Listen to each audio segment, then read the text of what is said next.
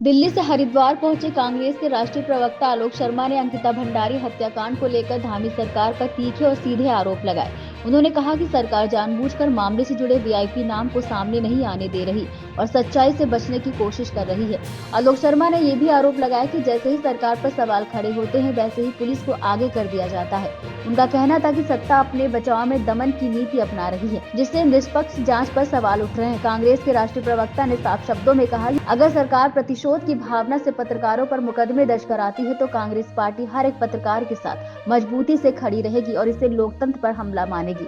उन्होंने मांग की कि अंकिता भंडारी हत्याकांड की जांच सीबीआई से कराई जाए और यह जांच किसी रिटायर्ड जज की निगरानी में हो। साथ ही मामले से जुड़े वीआईपी नाम को सार्वजनिक किया जाना चाहिए ताकि पीड़ित परिवार को न्याय मिल सके। कि बहुत दुर्भाग्यपूर्ण है कि 3.5 साल से इस मुद्दे को पूरी तरह से दबाया गया।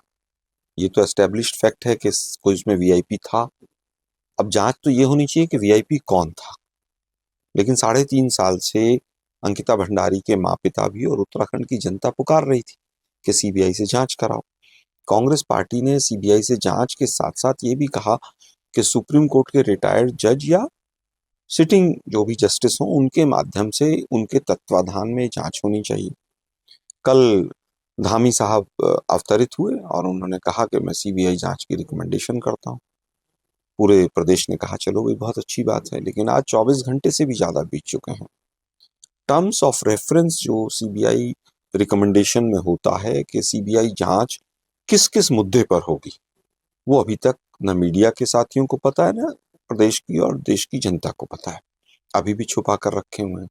उसके बाद एक एफआईआर होती है, जो वादी होता है एफआईआर के बेस पे वो रिकमेंडेशन आगे बढ़ती है। आज देहरादून के एक थाने में एफआईआर हुई है। वो एफआईआर भी एक ऐसे व्यक्ति से कराई है जो भाजपा के नजदीकी माना जाता है। अब दुखद ये है कि जब माँ बाप उसके दोनों, अंकिता भंडारी के बच्ची के दोनों जिंदा है, तो उनको एफआईआर क्यों नहीं करवाई गई उनके नाम से, वादी उनको क्यों नहीं बनाया गया। तो आज भी बहुत सारे सवाल हैं। पहला सवाल ये है 3.5 साल तक आपने ये सीबीआई जांच क्यों नहीं आदेश किया। दूसरा सवाल ये है कि आप जो points of terms of reference है कि किन किन बिंदुओं पर सीबीआई जांच करेगी उसका खुलासा क्यों नहीं कर रहे हैं। उसमें कल को पता चलेगा, एक हफ्ते के बाद के पॉइंट ये था कि उसमें वीआईपी था कि नहीं। ये जांच का विषय नहीं है। जांच का विषय ये है कि वीआईपी था, वीआईपी का नाम क्या है। तो पॉइंट ऑफ रेफरेंस या टर्म्स ऑफ रेफरेंस जो है जब तक देश की जनता के सामने नहीं आएंगे, कांग्रेस पार्टी सड़क से लेकर संसद तक इस लड़ाई को जारी रखेगी। सर, लगातार बीजेपी जो है कह रही है कि कांग्रेस जो है इसको प्रोपोगेंडा बना रही है।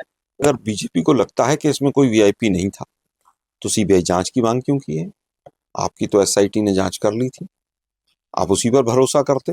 फिर आप उत्तराखंड की जनता के सामने क्यों झुक गए।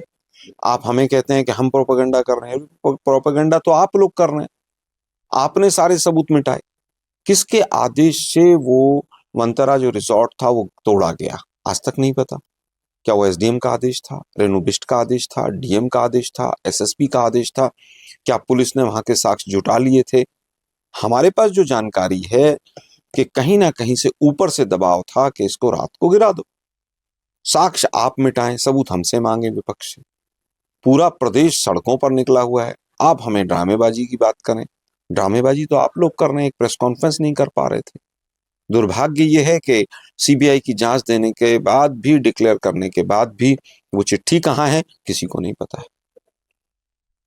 देखिए, कांग्रेस पार्टी ने आज भी, गणेश गौदियाल जी और हमने प्रेस कॉन्फ्रेंस देहरादून में की, इस तरह के जो भी संगठन हैं, यूट्यूबर्स हैं, जो भी साथी हैं जिनके ऊपर इस तरह के मुकदमे होंगे प्रतिशोध के, हम उनका साथ देंगे। उनको चाहे लीगल एड हो और चाहे जनता के बीच में आवाज उठाने की बात हो, हम उनके साथ रहेंगे। धामी सरकार जब जब डरती है तो पुलिस को आगे कर देती है। मेरे ऊपर, स्वयं के ऊपर जिस तरह से 2 मुकदमे, एक वहां दिल्ली में और एक यहाँ पर इन्होंने लादने का प्रयास किया, हम उसका भी मुकाबला करेंगे। दुर्भाग्य यह है कि अंकिता भंडारी केवल एक केस नहीं है। अंकिता भंडारी उत्तराखंड की अस्मिता है। क्या आप जिस तरह से बात करते हैं, मोदी साहब और ये सब लोग बेटी बचाओ और बेटी पढ़ाओ और पता नहीं कौन कौन से नारे देते हैं, और आप एक सीबीआई जांच करने से डर रहे हैं। अगर आपका इन्वॉल्वमेंट नहीं है, वीआईपी बीजेपी का नहीं है, तो आप सीबीआई जांच से डर क्यों रहे थे 3.5 साल तक, जब आपको अपनी सीट कुर्सी गद्दी जाने का डर हुआ, तब आपने सीबीआई जांच की मांग को स्वीकारा। और सीबीआई जांच हो गई है, तो अब कैसा देखते हैं आप मुख्यमंत्री के? नहीं, मैं फिर कहूंगा कि अभी मैंने इतनी चीजें बताई आपको, सीबीआई जांच हो गई लेकिन उसकी चिट्ठी अभी तक नहीं है। टर्म्स ऑफ रेफरेंस क्या है, जांच का विषय क्या होगा।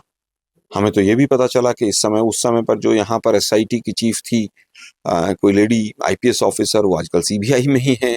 और सीबीआई कैसे जांच करती है, ईडी का क्या हल है, वो पूरे देश से छुपा हुआ नहीं।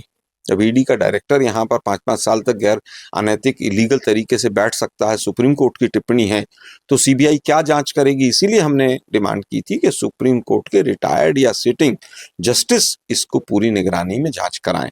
वो मांग अभी तक पूरी नहीं हुई है। अगर सिटिंग जज है उसमें नहीं जाती है तो आप क्या? नहीं, बिल्कुल, अगर नहीं करते हैं तो इसका मतलब कहीं ना कहीं दाल में काला है। अभी भी वीआईपी को बचाया जा रहा है। राजनीति हो या क्रिकेट, देश विदेश की ब्रेकिंग हो या आपके मोहल्ले की बड़ी खबर, सब मिलेगा एक ही ऐप में, सबसे तेज और भरोसेमंद। अभी डाउनलोड करें दैनिक भास्कर डिजिटल।